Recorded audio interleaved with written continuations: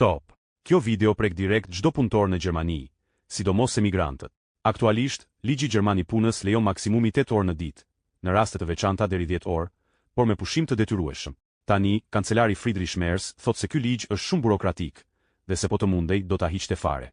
Çfarë do të thotë kjo në praktik? Ideja që po diskutohet është kjo. Jo më kufi ditor, por kufi javor. Shembull konkret.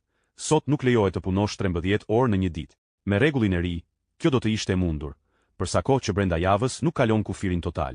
Për punëdhënësit kjo do të thotë më shumë fleksibilitet, për ekonominë më shumë produktivitet. Por sindikatat paralajmërojnë, më shumë orë në ditë do të sjellin më shumë lodhje, më shumë sëmundje dhe më pak jetë familjare. Pyetja reale është kjo. A është fleksibilitet apo presion i fshehur?